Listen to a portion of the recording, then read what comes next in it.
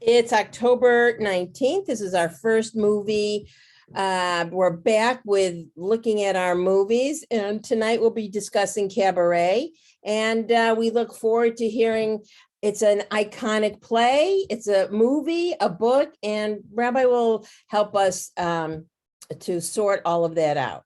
So, Rabbi. Good evening, everyone. Welcome. Thanks for coming. Nice to be with you. And so those of you who've been with me on Tuesday afternoons kind of know the format. I'll take a few minutes to sort of talk about the background of the movie and those kinds of things, a little bit about the movie as a text itself, and then we'll try to open it up for some comments and questions and things that struck you about it.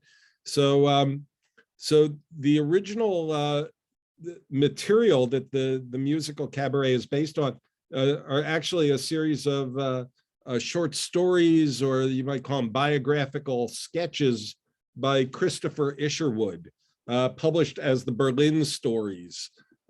So Christopher Isherwood is an author, poet, essayist, who actually lived in Berlin. He's British. He lived in Berlin for a period of time around 1930. So a few years before the Nazis actually took power, but at the rise of Nazism, you know, so he saw the protests in the streets and the kinds of things that that people saw as that party began its rise, right? So so he wrote these stories, the Berlin Stories, one of which is called Sally Bowles, and tells a story about a particular cabaret artist. The edges are sanded down a bit by the time of the movie, I'd say, but some of the basic story ideas are there. Those stories were then turned into a play, a spoken word play called I Am a Camera by John Van Druten, who took the stories that Isherwood wrote and wove two or three of them together, the Sally Bowles story being the main one, but a couple of others as well, story about the what's the name of the Jewish family, the Landauers, right? So so brought them into this play, I Am a Camera, right? The musical, the Broadway musical by Kander and Ebb, was based on I Am a Camera, and but also added in a couple of other characters that aren't really in the Berlin Stories. So and then finally, Joe Mastroff wrote the screenplay version of Cabaret in 1972, and it changed again. So this time, Mastroff and Bob Fosse, the director, went back to the I Am a Camera, went back to the Berlin Stories themselves, dropped one of the subplots from the Broadway musical, which was a subplot about, I think it's a Jewish shop owner and a German, not Jewish landlady, right? And so a forbidden romance that's in the Broadway musical, and a few people were talking about having seen it on stage, whether it was a high school production or a professional production. And it sounds like seeing that version, right? I'm not sure whether some people who may have now staged Cabaret on stage again, whether they went back to the original Kander and Ebb musical from Broadway, or whether they're doing whether they've taken the movie version and put it back on stage, right? Do you follow what I'm saying? So there are a couple of different musicals. When we say Cabaret, there are two different musicals out there, right? So one is the one that was created for the stage, one was created for the movie, but I think the one created for the movie is sometimes being produced on stage now if that makes sense. So so depending on which one you might have seen, if you haven't, hopefully people watched the Bob Fosse version for our purposes of our discussion. I mean, that's the main text that we're going to talk about tonight. But it is interesting how it shifts from book to stage play to musical stage. Now, one of the biggest changes from Christopher Isherwood's book all the way through up until the movie version of Cabaret is that Sally Bowles is British in every version up until Liza Minnelli plays her.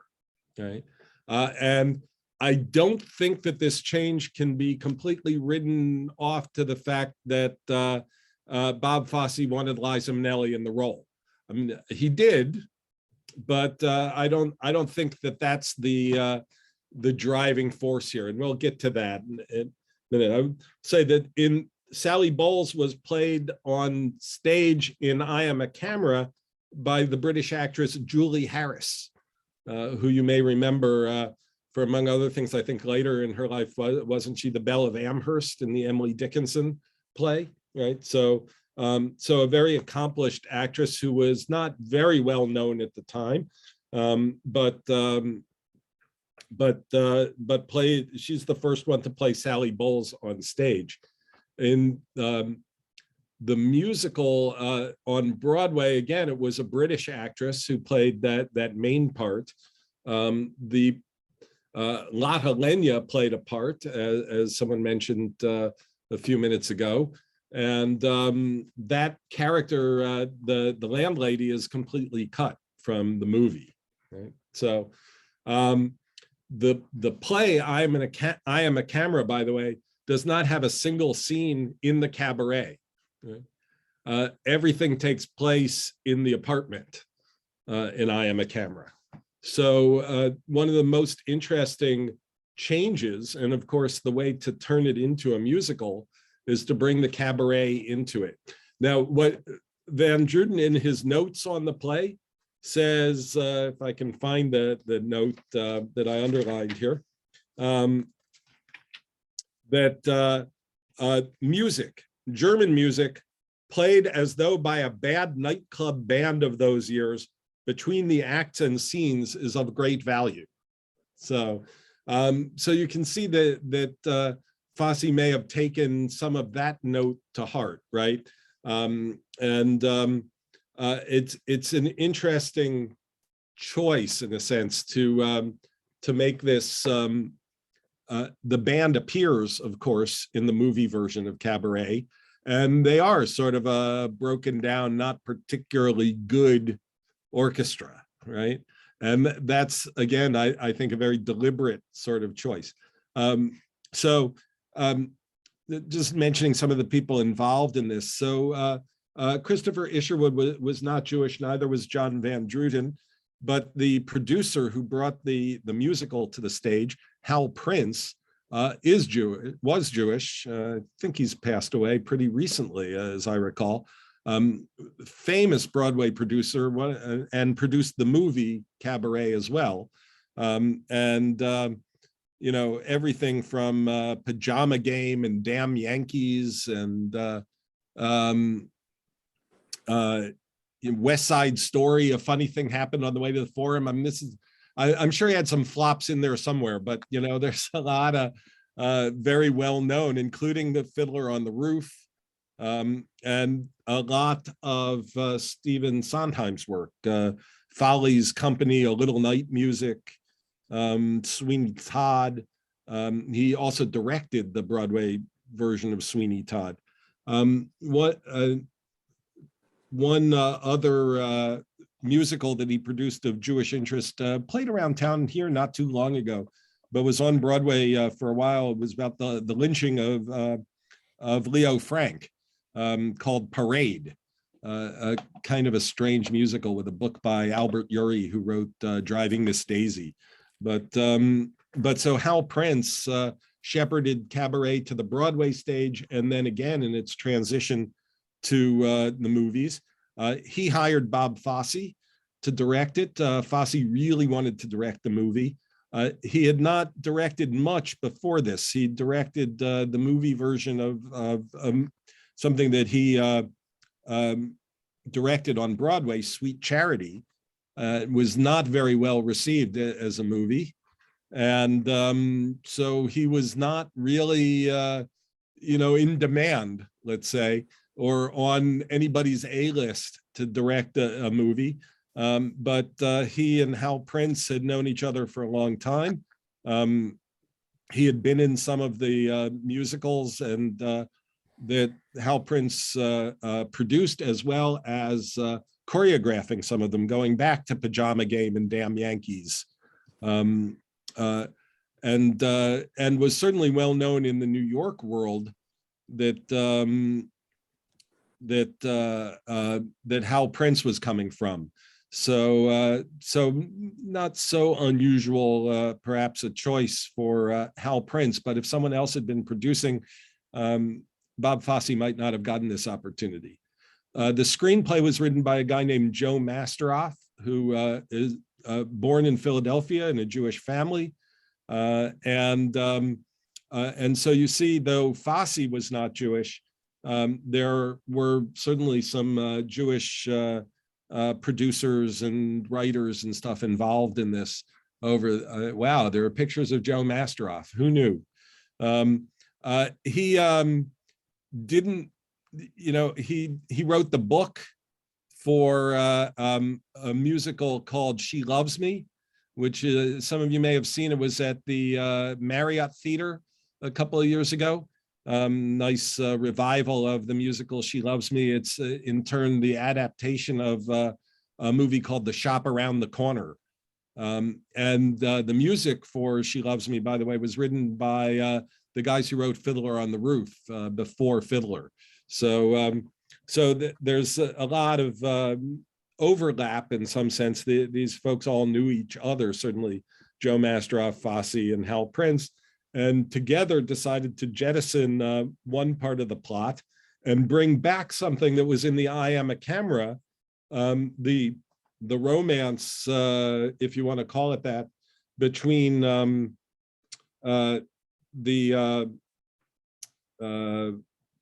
Fritz and the Jewish girl, right? So they brought that back, right? Where Fritz admits late in the movie that he's actually Jewish, right? And but hasn't been telling anybody because of the situation. Now, how can he tell the woman that he loves that he's Jewish? But of course, eventually he does, and we get a Jewish wedding, because all Jewish movies have a Jewish wedding in them, pretty much. I mean, right? I mean, that's it's a part of going back to the early days of the Yiddish cinema.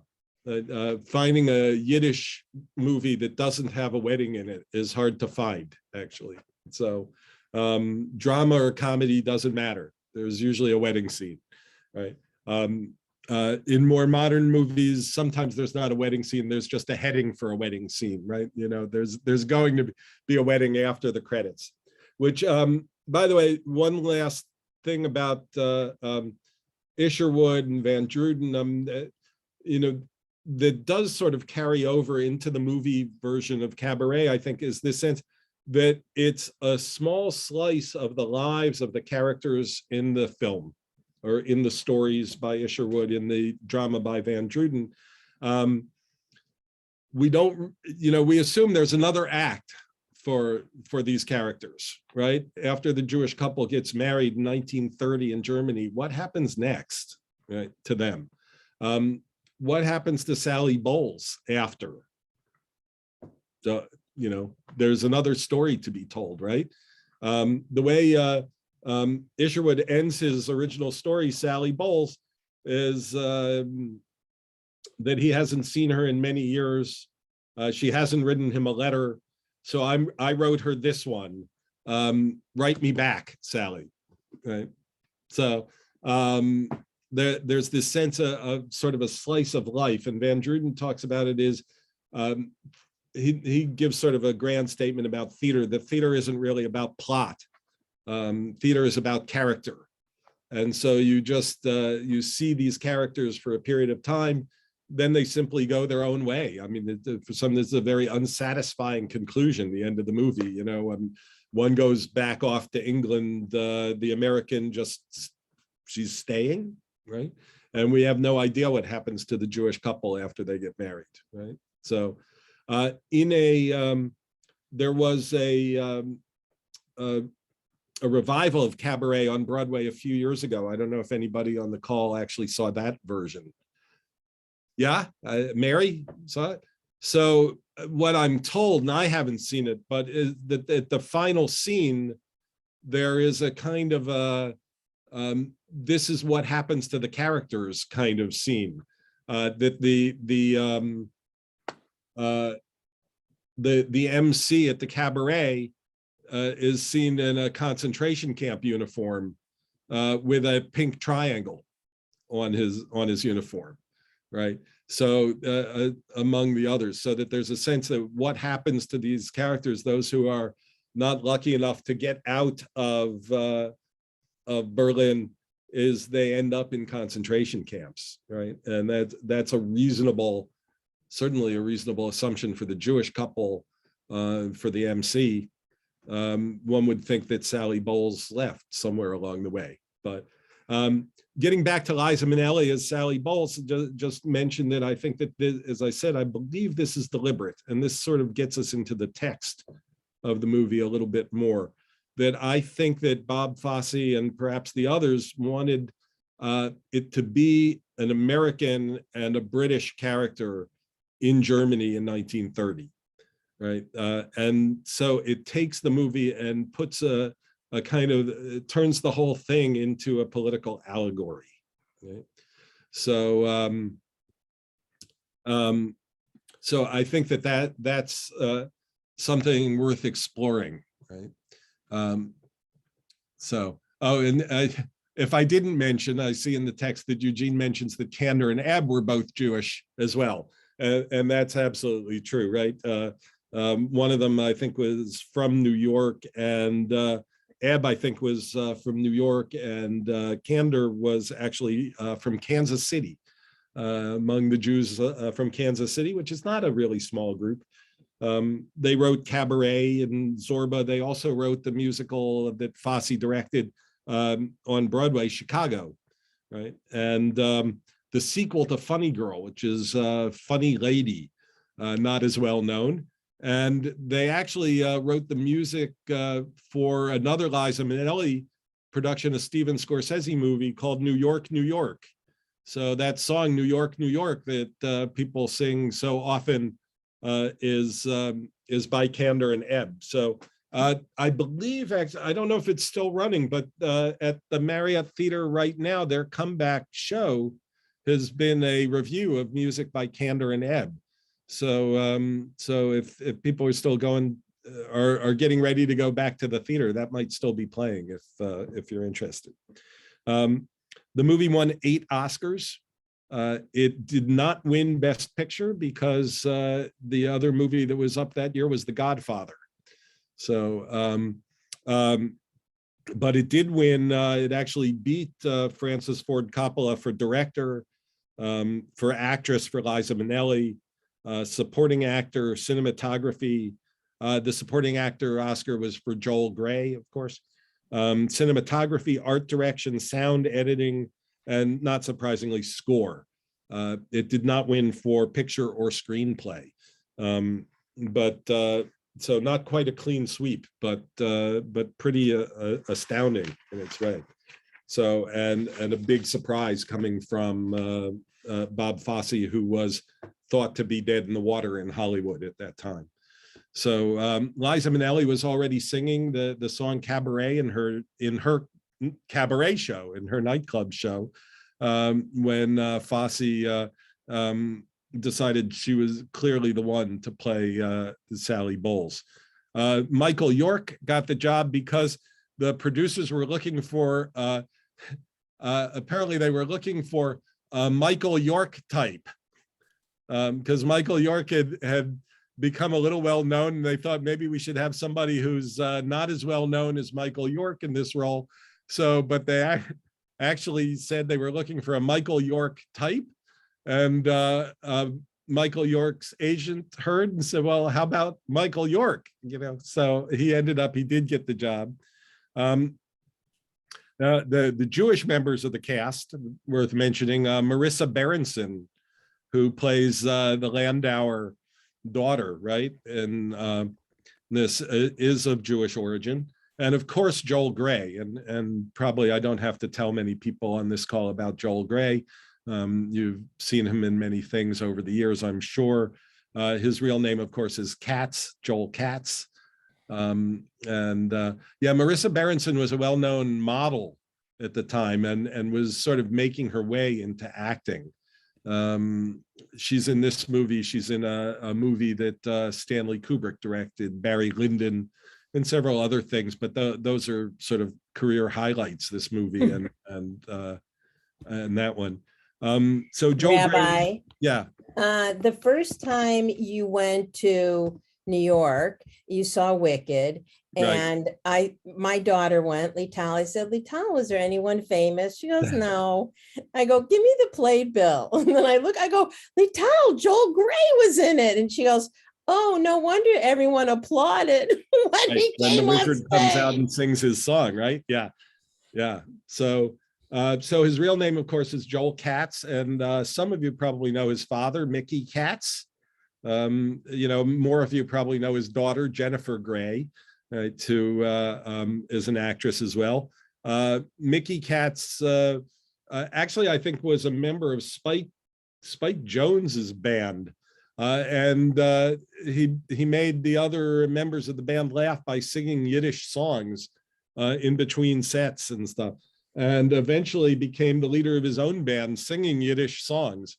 So you may know some of those. They were pretty popular back in the 50s. The Ballad of David Crockett, for example, and the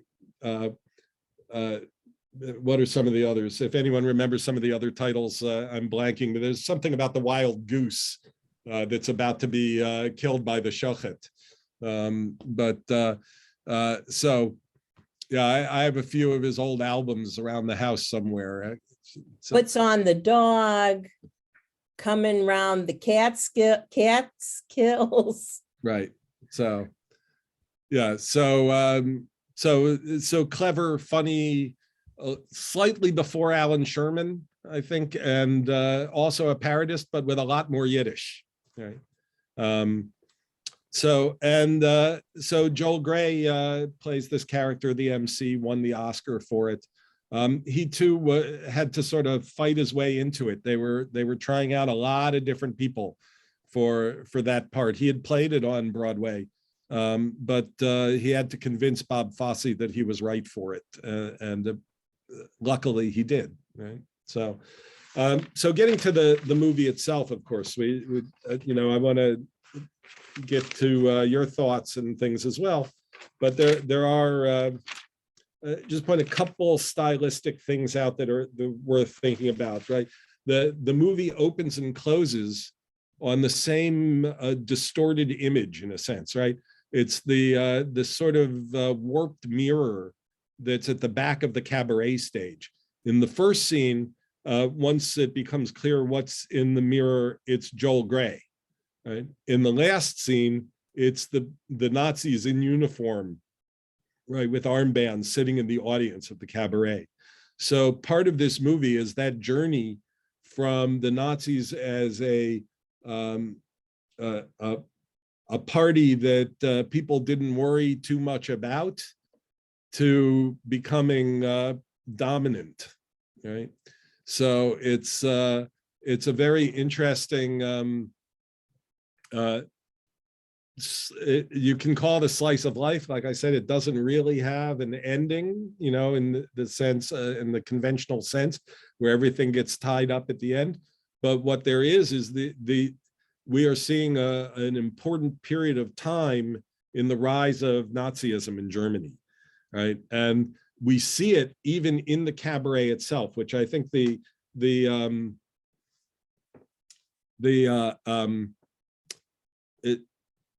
this text can be read in a few different ways, I think, but but you see as the movie goes on a kind of from making fun of the Nazis to maybe, recognizing that they're the clientele, right? And it's an interesting shift that societies go through sometimes, that what was unacceptable becomes acceptable over the course of the movie, or what was once hidden becomes overt. And any comparisons to the present day are worth thinking about, that's for sure.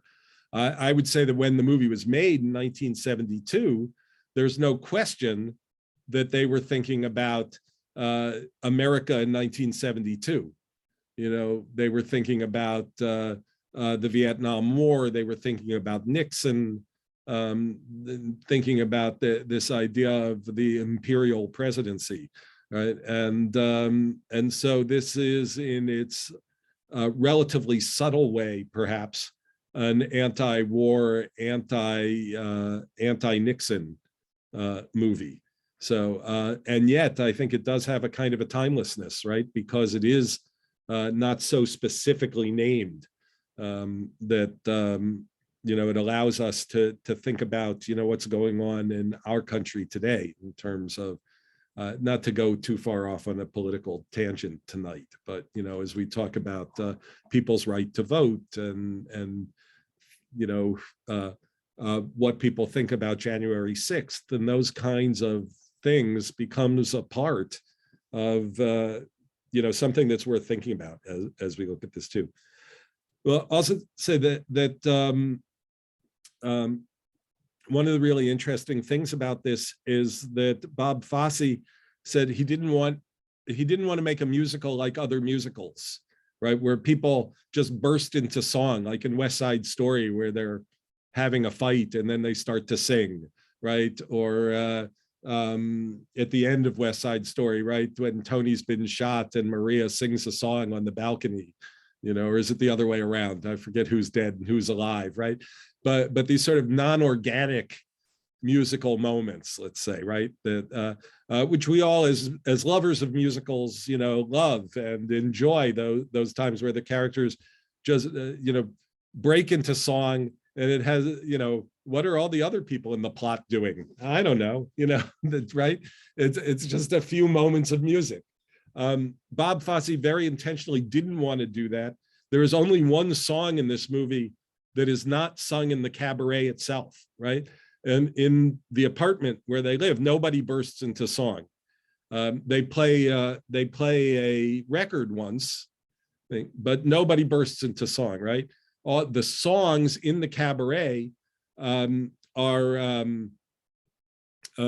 make sense because you're in a cabaret, right? And they comment on the action of the movie, but they don't break the action of the movie, right? The action of the movie kind of takes place outside of the songs. There is one exception. The only exception to that, the only song that's sung outside of the cabaret is the one that's sung in a beer hall. It's an outdoor beer garden kind of song. It's Tomorrow Belongs to Me is the song. And taken out of context, a very lovely song, a nice young man sings a beautiful song. And again, something you can't do on stage that you can do in the movies, right? You can only do this in the movies, is trick the audience, because this lovely, handsome young man comes out and sings this beautiful song, and then gradually the camera pulls back to reveal the Nazi armband that he's wearing, right?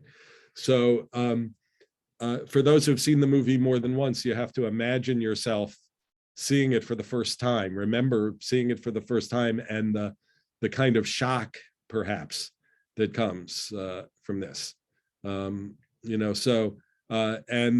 It's a patriotic song. It's in its context, right? And so he starts to sing it, and by the end of the scene, virtually everybody there is singing the song. Right? There is one old man sitting at a table who's not singing along. I'm not sure because I couldn't verify this, but I think it might be Mickey Katz. So I think it might be Joel Grey's father. He certainly looks like him. I'm more used to him in the 50s, so this would be, 20 years later, 18 years later. So I'm not sure that there's no name given in the credits for that character. Lots of other credits are there and not that one. So I'm not sure. I couldn't find anything. If anybody can, Vanessa, that one's even too hard for you, I think. But if anybody finds that out, I'd love to know. So, but I think that's a very interesting, now we're into technique, right? So, we have these scenes where in the cabaret, hats become helmets, right? Canes become guns, and the chorus is goose stepping, right? So is that to ridicule the Nazis? Well, I think it is at that point, but gradually it maybe isn't. And so, and I'd like to open it up for you guys some. What do you think? Let me just throw this one out. What do you think of that song that comes shortly before the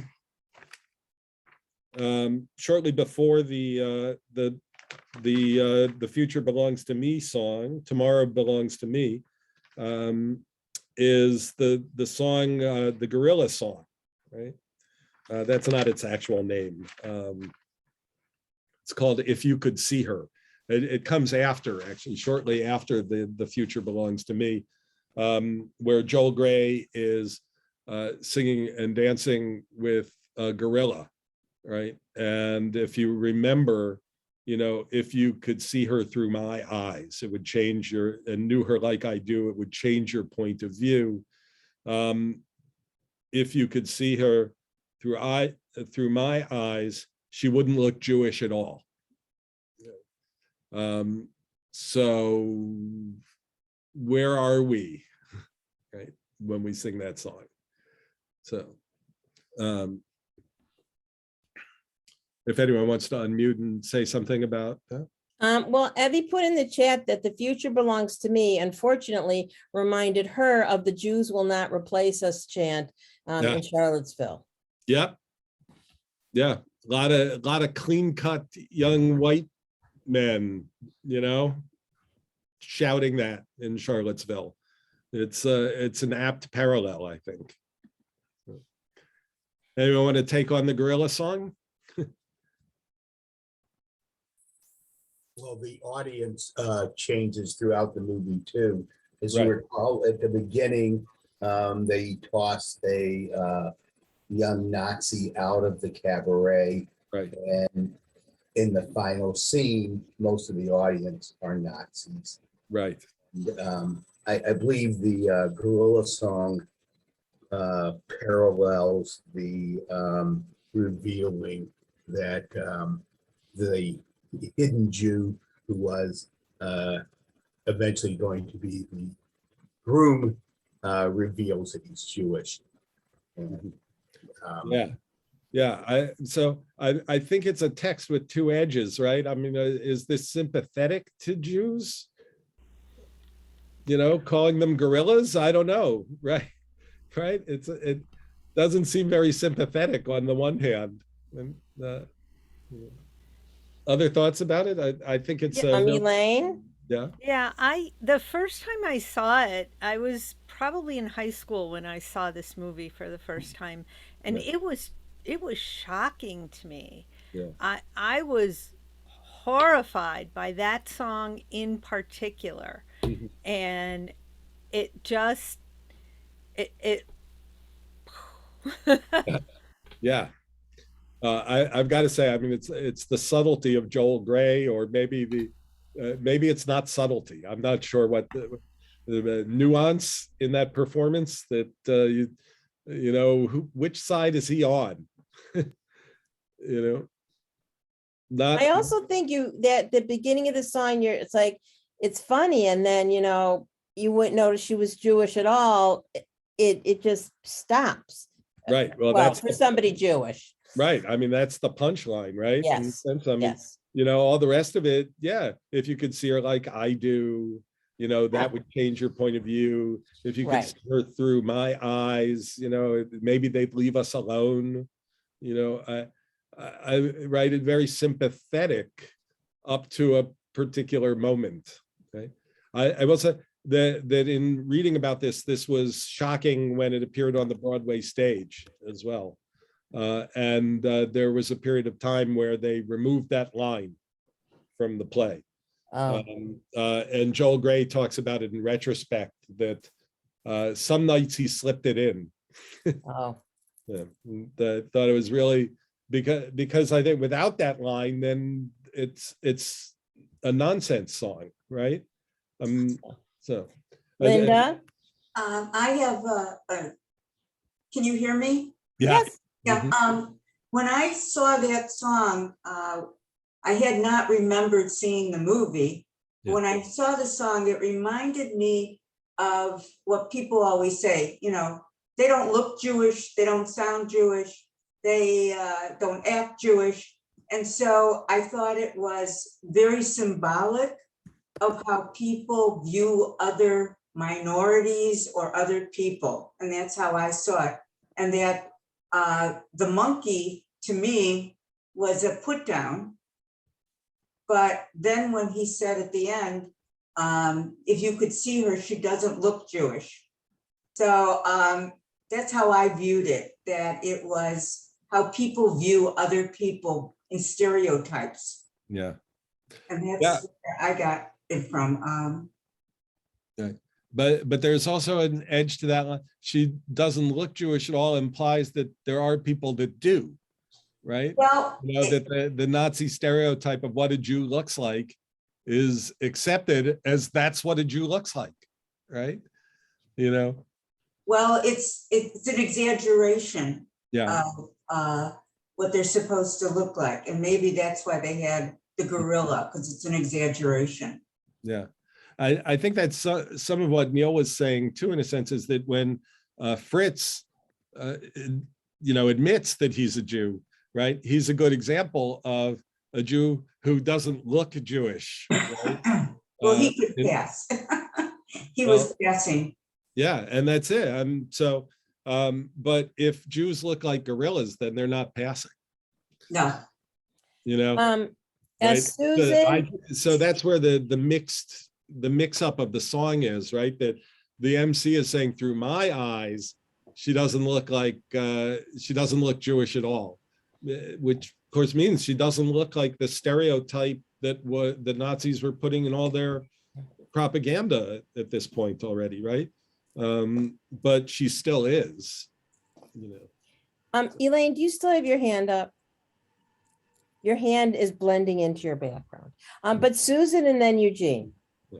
Okay, I find this, as everyone else does, this song very upsetting because it's very insulting. And the thing that I get out of it is that if you don't look Jewish, it's supposed to be a compliment. Mhm. And Right. frankly, I think it's nice to look Jewish. Whatever that means, And the right? fact And that this we is can typically- usually recognize one another. Well, maybe, before but anybody- I want to push back on that just a little, Susan, because of course we know there are Ethiopian Jews, there are Middle Yes. Eastern Jews, there are I European. understand, but I'm thinking about the time in which this was written. Yeah, That, but if you didn't look Jewish, it was supposed to be complimentary, right, and that's insulting. right. There was even a comedy album in the late 60s called Funny You Don't Look Jewish. Right. So Right. some people may remember that. So Eugene. There's been some mention of Joel Grey's character. He's often seen as a satanic figure, yeah. relishing the growing evil in Germany. Mhm. And not, he's not our surrogate, but rather, the evil spectator, Right. not quite orchestrating it, but just relishing all that's going about him.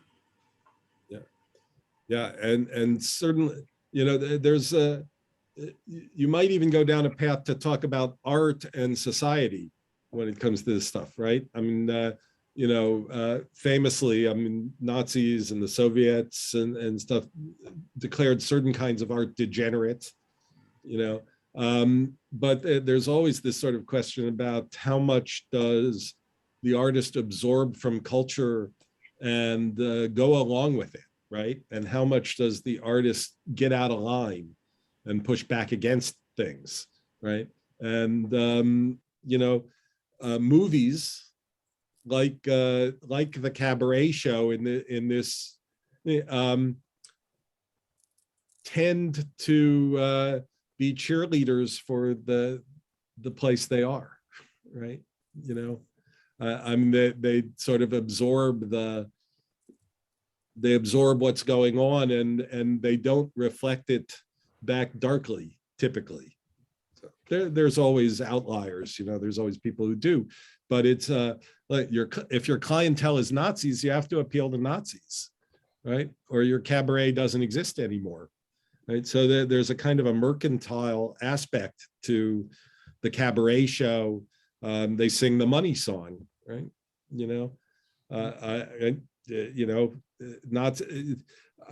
I don't want to get too crazy about this stuff, but you remember Michael Jordan's comment, what was it, Republicans buy shoes too, right? So I'm not equating these things by any means, but what I am talking about is the sports figure, the artist who doesn't push back on society, right?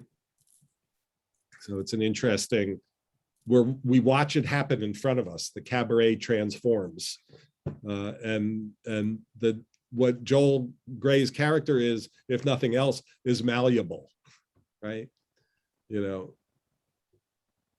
If only anti-Nazis are buying tickets, I'm anti-Nazi. If the Nazis are buying tickets, my message changes a bit. So Heavy. Yeah, I just wonder a little bit about, to play devil's advocate here, about the oversensitivity of the audience. It just reminded me when I was fresh out of school and teaching for a very short period of time, but had a friend who was also teaching in the inner city. And she was so overly upset about the mistake that she thought she made by teaching her African-American kids a whole series on gorillas and monkeys, and the sensitivity that brought up. And I hadn't thought about that in all these years, but having this discussion, how we were interpreting it. And I'm just wondering if, we're a very specific audience, and I don't know what audience, the movie was really played toward. So that was just kind of a random thought that I threw out there. And I would argue that it's absolutely integral to the movie, to the whole story, to have that line, right? And so when the Broadway show, out of sensitivity for the Jewish audiences that were coming to see it, that's actually a good example of bowing to the community, right? It's on the liberal side, right, rather than on a it's not a Nazi side. It's this is making the Jews who come to see Cabaret uncomfortable. Let's take out that line, right? And I would say that discomfort is absolutely necessary to the movie, right? I mean, if you see that and you're not at all uncomfortable about it, there may be a little anti-Semitism in you, right? Or you're so, I mean, I'd say maybe some people are, I'd be interested to know if there's somebody on the call who's willing to say they weren't sensitive to that at all. But I think, there's a kind of a level where you're able to detach enough from art that you don't see it that way. But that's hard. Nancy and then Mary. I had not seen this movie since it came out. Yeah. I think I was way too immature and unknowledgeable to really appreciate the subtleties of it. Right. What I found is that the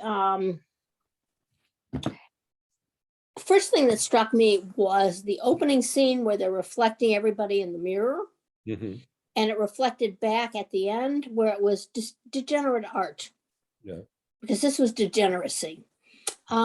And the other thing is that I was horrified by the monkey scene. I think I saw it and I thought, oh, well, but in terms of how that reflects views about Jews and whoever looks different, I was horrified by it. Yeah. That's it. Yeah, and you're supposed to be, right? Yeah, I mean, that's exactly. sort of my point. I finally got it, it's kind Yeah. of one of those things. And then Sally Bowles and the homosexuals, what I thought of all of them is they are doomed. They're doomed. They are like ship of fools. They are doomed to die, or doomed to lose, or doomed to, well, as Christopher Isherwood did, he left. Yeah. But that was a sense of dread and doom and all the rest of it that really struck me this time. And it's been a long time since I saw the movie, but this time I really got this sense of they're all, if you will, pardon the expression, ship of fools. Yeah. Yeah. And well, so that ending that we talked about earlier of this movie, that's just sort of slice of life, right? We don't know what the next chapter is. Mm-hmm. Presumably Sally Bowles leaves because she's American. Presumably the Michael York character leaves. But those who are left behind, right? The couple that gets married, the Jewish couple that gets married, what happens to them when the Nazis come to power? I have one. Oh, go ahead. Sorry, one more comment, which is, did they not see this coming? The Marissa Berenstain woman who saw her dog killed and all the rest of it. What did they do? Did they leave? Did they try to leave? I mean, it's sort of like the unfathomable question. Why did you not see this coming? And most people didn't. They didn't leave. It's too late. Yeah, well, when do you decide it's time to leave, right? People are marching Exactly. in Virginia and saying Jews will not replace us. Yes. Yeah. I haven't packed up yet.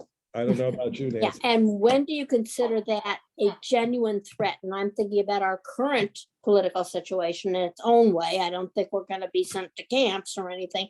But in terms of when do you recognize that this is truly evil? Yeah. And how do you know it? And the question is, when do you know it? How do you know it? And how do you react to it? Right. And this is, of course, a conversation that Rabbi Evan will be dealing with, actually, in his class, which starts tomorrow. From my point of view, just talking about the movie, right, which is what we're doing tonight. We could talk forever about the questions that it brings up, but the movie is making a case for us that, hey, pay attention, right?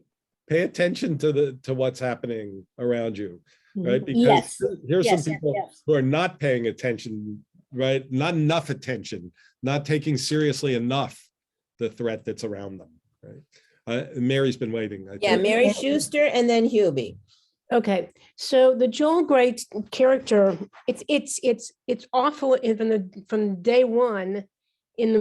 First scene in the movie with Joel Grey is very degenerate in many ways, but he is sort of like a Jon Stewart or a Mark Twain. He is reflecting humorously what's going on in society and what's going on with the characters.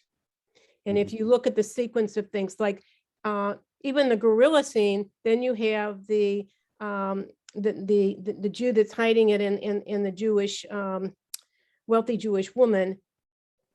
That comes right at the same time as the gorilla. So he evolves through the whole thing. He is a satirist, and he's satirizing as best he can.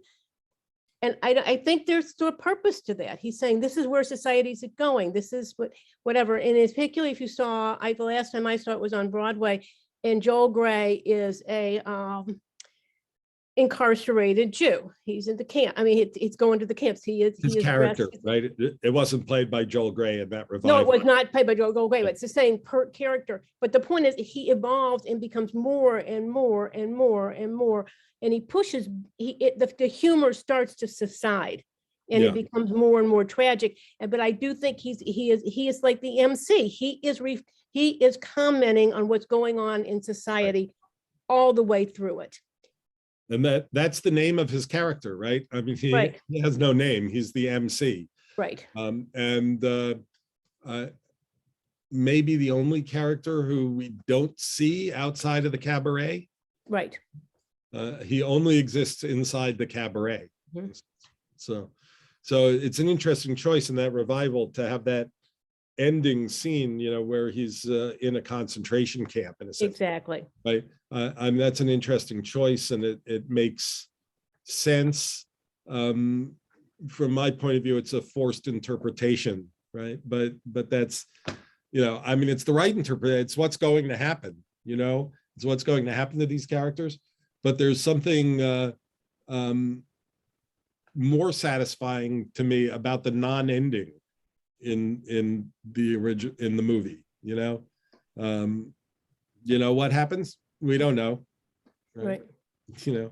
I want to get back just for a moment to the Well, wait, Hubie had a question or comment. American German combination here, but okay, Hubie.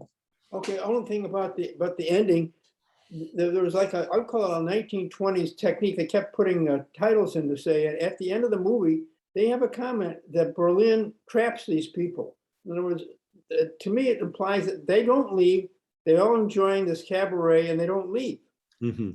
And the other thing, a comment I had is on the gorilla. This reflects German thinking. In other words, all the caricatures of Jews is very gross, and what this guy is trying, what he's trying to do is say, can't you see through it that they're really decent people, but they don't.